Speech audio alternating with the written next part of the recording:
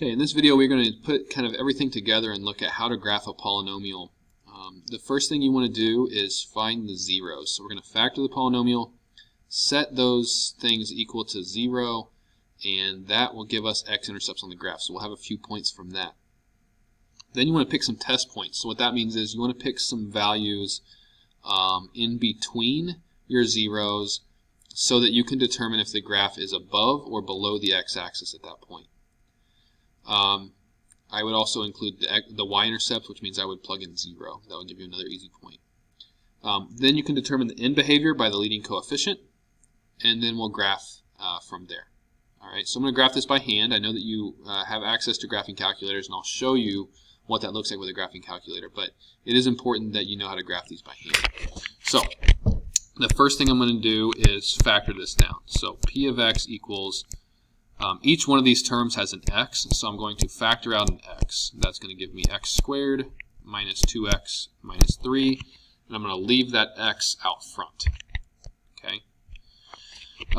Then I can take x squared minus 2x minus 3, and I can factor that into x minus 3 and x plus 1, which means our zeros are going to occur at x equals 0, that's this one, at x equals positive 3, if I set that equal to 0, and at x equals negative 1. Again, I'm finding those by setting each one of those factors equal to 0 and solving. X equals 0, x minus 3 equals 0, which means x equals 3, and x plus 1 equals 0, which means x equals negative 1. Those are my zeros, and again, what that tells me on my graph is that those are x-intercepts. So I have an x-intercept at 0, I have an x-intercept at positive 3, and I have an x-intercept at negative 1. Next up, again, what I would do is pick some test points. So the way I would show this in a table is I would put my zeros in order. So I would go negative 1, and then I would do 0, and I would do 3, and I would pick some points in between those. So I would do like negative 1/2 here, and I would do anything between 0 and 3. So let's say 1. Okay, and what I'm going to do is I'm going to plug those things in to this function here. So again, at negative 1 we have a y value of 0, at 0 we have a y value of 0, and at 3 we have a y value of 0. If you plug in 1, you get 1 cubed minus 2 times 1 squared minus 3 times 1, so that's 1 minus 2 minus 3, which would give us negative 4. So I have 1, it's at negative 4, so that gives me another point on my graph, and I know that between my zeros of 0 and 3, my graph is going to go down. Okay, that's what I know about that. You could also plug in 2. I'm not going to stop you there, but you could plug in 2 and get another point in between there. It's totally fine if you want your graph to be more accurate. I'm just trying to get a general idea of what this graph looks like. If we plug in negative 1/2, we get negative 1/2 cubed, negative 1/2 cubed, minus 2 times negative 1/2,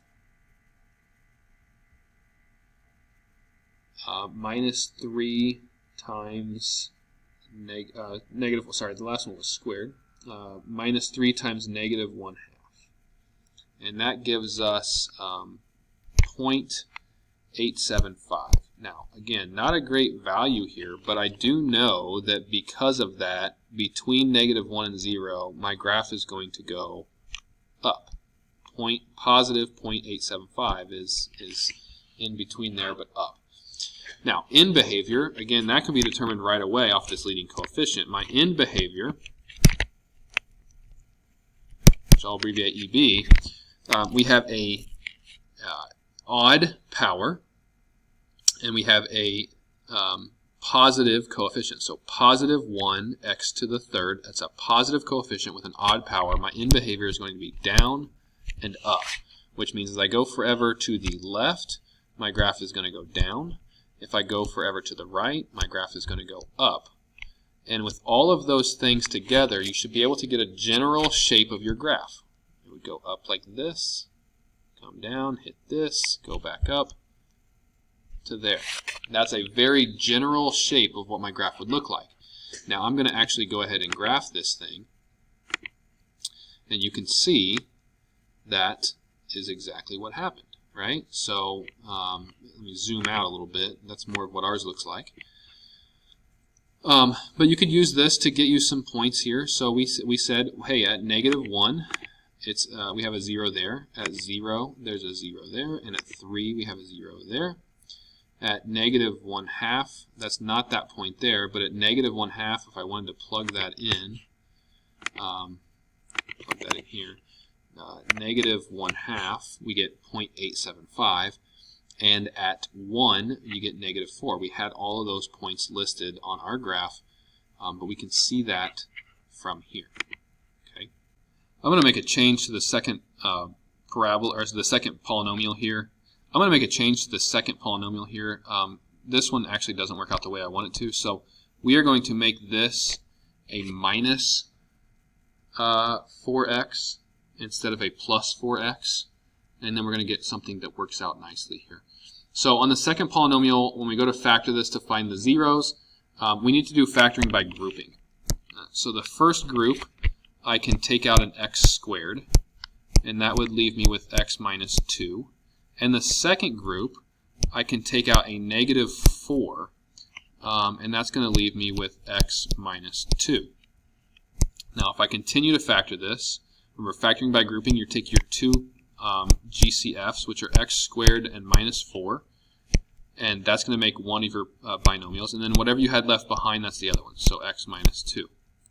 I can continue to factor x squared minus 4. That's going to be x plus 2 times x minus 2, and then I still have this x minus 2 here. So what are our zeros? Our zeros are going to be x equals -2. That's this one, if I set that equal to 0, right?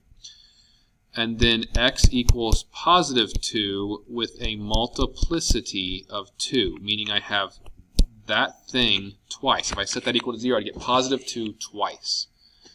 So based on my graph, I only have an x-intercept at -2 and an x-intercept at +2. Okay. I'm going to plug in some points in between. So if I look at my table here, all I have right now are -2 and +2. I'm going to pick some points in between here.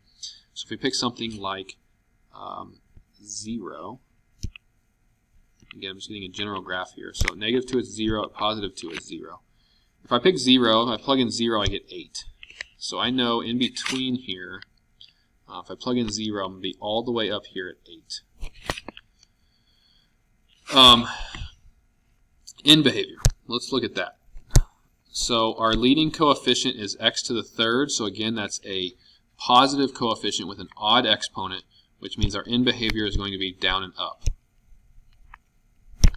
Okay, so if I bring this down, I know I'm going to be going down as I go that way. I'm going to be going up as I go this way. In between, I have to go up because I got to hit this, right? Now, what I want you to see is that we only had -2 as a 0 one time. So remember, if you think about multiplicity, it's going to look very linear as I go through that 0.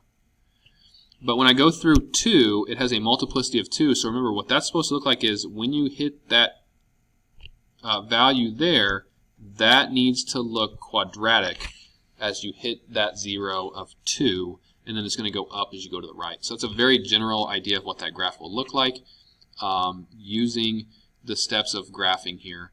So factor, find your zeros, plot those as x-intercepts, make some other points in a table to get you some more points, check your in behavior, be cognizant of your multiplicities on your zeros, and that will help you determine many aspects of your graph.